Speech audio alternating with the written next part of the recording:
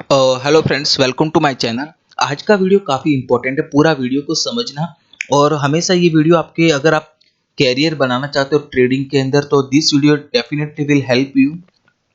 मैं बहुत सारे स्टॉक्स टेलीग्राम चैनल पर भी देता हूँ और बहुत सारे स्टॉक को मॉनिटर में भी देता हूँ, और बहुत सारे स्टॉक के पीछे मैं कहता हूँ कि वैल्यू एरिया के हम बाय करेंगे। वैल्यू एरिया का मतलब क्या रहता है, that is the most important thing. मैंने आपको एक अजंता फार्मा एक रिकमेंड किया था, राइट? अभी तक मैं उस लेवल के लिए वेट कर रहा हूँ, तो आप थोड़ा सा समझना, इसके बाद ही हम ट्रेडिंग करेंगे। ये वीकली चार्ट है गाइस। आप वीकली चार्ट पर देखोगे सबसे ज्यादा, एज आई टोल्ड यू पहले, आपको पता रहेगा जब भी कोई रेजिस्टेंस ब्रेक हो जाता है तो वो एक सपोर्ट का काम करता है।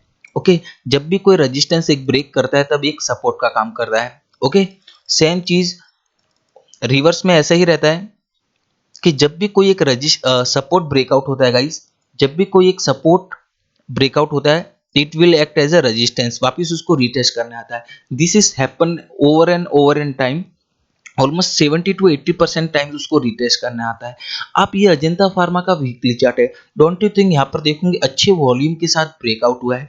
अभी जो पुल बैक हो रहा है वो लेस वॉल्यूम के साथ हो रहा है। आपका बाइंग का जो value area, this is your value area, जो 1600 और 1560 के अंदर एक एक अच्छा सा एरिया है बाइंग के लिए। रीजन बिहाइंड देखो, जो पहले एक सपोर्ट रेजिस्टेंस होता था वो ब्रेकआउट हो गया है, अभी वो सपोर्ट के रूप में काम करेगा ना। आपको पता है कि वीकली पर्सपेक्टिव से आपको एरिया कौन सा है, राइट? अभी हम डेली चार्ट में चले जाएंगे। बाय कैसे करना है, that is the most important thing. Okay, आपके पास ये ब्रेकआउट लेवल है, ओके, तो भी आप इसको बाय कैसे करोगे? यहाँ पर अगर कोई भी ग्रीन कैंडल का सिनेरियो दिखाई देता है गाइस, जब भी आपको ग्रीन कैंडल का, सपोज ये प्राइस है और ये जब तक ये ग्रीन कैंडल का सिनेरियो दिखाई देता है तो definitely you can buy above this candle, कोई इशू नहीं होने वाला है। That is the logic behind it. और आप थोड़ा सा आप लॉजिक यूज कीजिए, आप देखोगे जो मोमेंटम है स्लो हो रहा है और वॉल्यूम भी देखोगे बिल्कुल कम होते जा रहा है। दैट मीन्स कि अभी कुछ ना कुछ प्राइस ऊपर की तरफ जा सकता है, बिकॉज एक वैल्यू एरिया के आसपास ही हम ट्रेड कर रहे हैं अभी तक।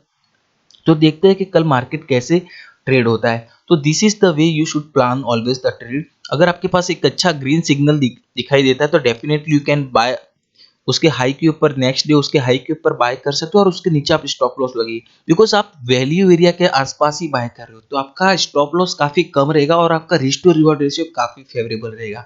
तो आई होप से ये चीज समझ में आएगी कि वैल्यू एरिया का मतलब क्या रहता है। चलो, आपको मैं एक बीईपीएल दिया हुआ था।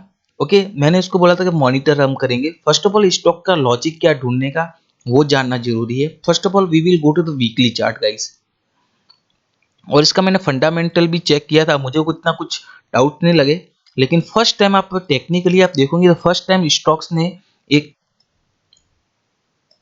एक हायर लो और हायर लो, आप देखते हो फर्स्ट टाइम मार्केट ने एक अप ट्रेंड का एक सिग्नल दिखाया है। Okay, that is the most thing, that means the technically जो हम चार्ट देखते हैं, अप ट्रेंड ये फर्स्ट टाइम ये स्ट्रक्चर बनाया। आप देख सकते हो पुराना चार्ट से, लेकिन ये फर्स्ट टाइम टेक्निकली एक अप ट्रेंड स्ट्रक्चर बनाया। Second thing you can check, जो वॉल्यूम का एक्टिविटी है वो थोड़ा हाई हो रहा है, that is the very good thing. Okay, now we will wait for the value area guys. जो वैल्यू एरिया कैसे हम आइडेंटिफाई करें, that is the most important thing. आपके पास आप देख सकते हो यहाँ पर दो वैल्यू एरिया आ रहा है, एक ये आ रहा है और एक ये आ रहा है। ओके, आपके पास ये दो वैल्यू एरिया आ रहा है, लेकिन मोस्ट ऑफ टाइम क्या रहता है, जब भी जो लेटेस्ट जो ब्रेकआउट था, जो ये लेटेस्ट वाला है, उधर ही रिटेस्ट करना आता है most of time. Okay, most of time that is again probability, this is not fix rules, लेकिन 70% चांसेस रहता है कि जो लेटेस्ट ब्रेकआउट है, ये पुराना वाला है, ये लेटेस्ट ब्रेकआउट है, तो यहाँ पर रिटेस्ट करना था। फ्रॉम द वीकली परस्पेक्टिव से हमें पता है कि हमारा वैल्यू एरिया क्या है guys. Now we will go to the daily chart guys. अब डेली चार्ट में आप जाकर देखोगे गाइस, तो आपके पास एक दो वैल्यू एरिया है। इस एरिया को मैं निकाल देता हूं, तो आपके पास एक वैल्यू एरिया है गाइस। आपके पास ये वैल्यू एरिया है गाइस, अनलेस यहाँ पर कोई ग्रीन कैंडल ऐसा, जिस टाइप की ग्रीन कैंडल या पिन बार ऐसा यहाँ पर दिखाई देता है, देन डेफिनेटली आप उसके हाई के ऊपर बाय कीजिए और उसके नीचे आप स्टॉप लॉस लगाइए। देखो गाइस, पहले स्टॉप लॉस लगाना सीखिए, that is the most important thing. तो आई होप से ये कंसेप्ट आपको समझ में आया होगा कि जब भी मैं स्टॉक्स देता हूँ तो मॉनिटर करने के लिए तो आपको वेट एंड वॉच करना है और वैल्यू एरिया में बाय कीजिए। तो स्विंग ट्रेडिंग के अंदर हमेशा ध्यान रखना एक चीज लाइफ में भी काम आएगी, आपको मंथली टारगेट आपका पता होना चाहिए। जैसे कि मैं यूजुअली 4 to 5% तक मैं आपको सजेस्ट करूंगा कि आपका मंथली टारगेट 4 to 5% तक ही रखिए, बाकी जितना कम रखोगे उतना अच्छा रहेगा, बिकॉज आपके अंदर ग्रिड नहीं रहेगी। और डेफिनेटली आपको 4 से ज़्यादा ही परसेंटेज आपको रिटर्न मिलेगा, लेकिन आपका एक्सपेक्टेशन 4 to 5% ही रखिए। और ट्राई कीजिए कि आपके स्टॉक जो मंथली आप वॉच लिस्ट क्रिएट कर रहे हो वो 5 या 6 स्टॉक्स की वॉच लिस्ट कीजिए, और आप 2 या 3 स्टॉक्स के अंदर ही ट्रेड लेने वाले हो। That is the most important thing. अगर आप 7 to 8 वॉच लिस्ट बना रहे हो तो डेफिनेटली मैं कह सकता हूँ 3 या 4 स्टॉक वो डेफिनेटली वो रिजेक्ट हो जाएंगे ऑटोमेटिकली। तो आपके पास केवल 3 या 4 स्टॉक्स ही रहेंगे, और उसके अंदर ही आपको अपना कैपिटल डिवाइड करके ट्रेड लेना है।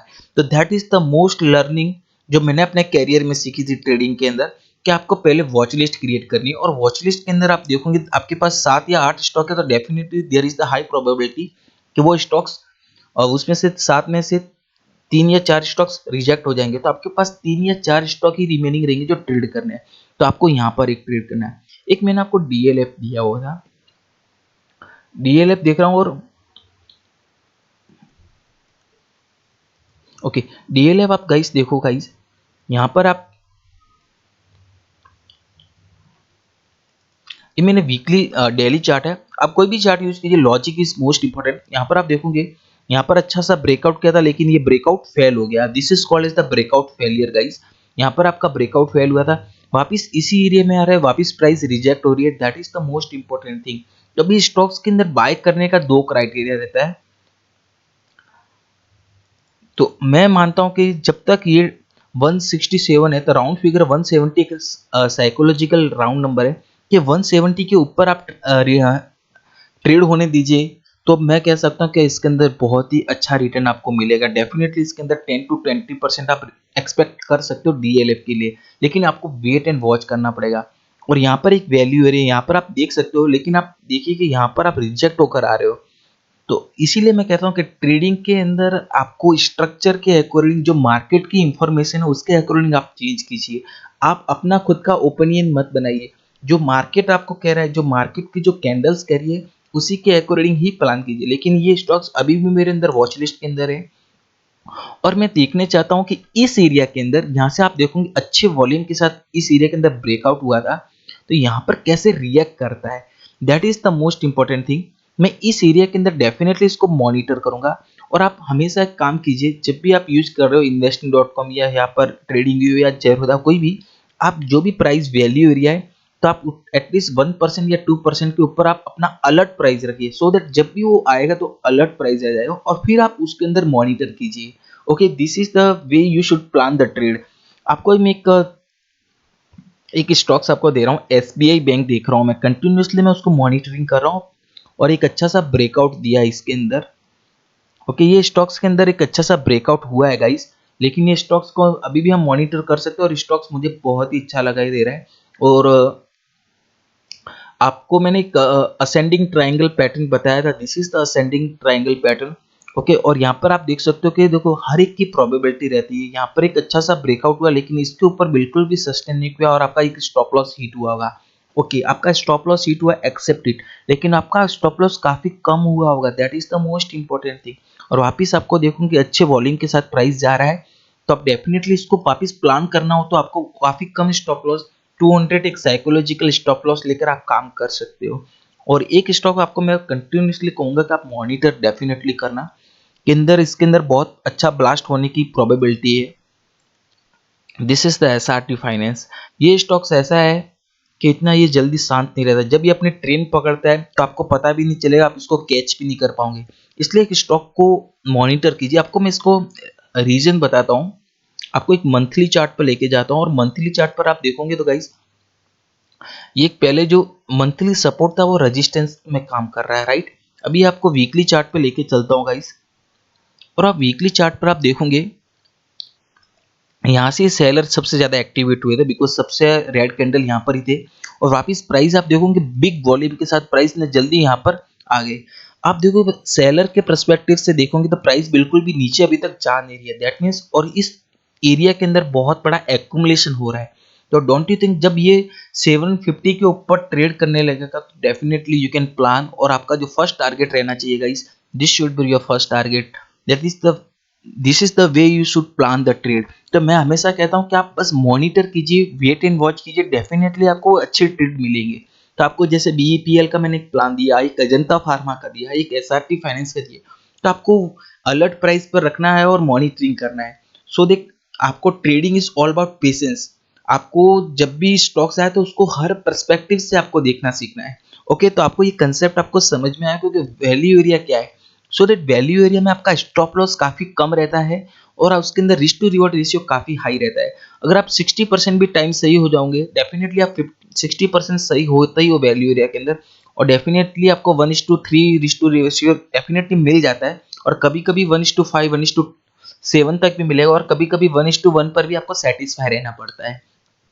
तो आई होप से ये कंसेप्ट आपको समझ में आया होगा कि वैल्यू एरिया के अंदर हम कैसे प्लानिंग करते हैं और कैसे बाइंग के लिए हम स्टॉक्स मॉनिटर करने।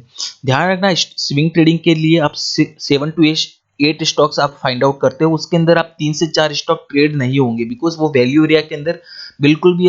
एग्जाम्पल फ्रॉम द बीईपीएल के परस्पेक्टिव से आपको मैं बताता हूँ वापिस। ओके, फ्रॉम द, अब सपोज हम यहाँ पर अब value area from the weekly perspective, और ये भी एक अच्छा वैल्यू एरिया है जो भी ट्रेडिंग हो रहा है।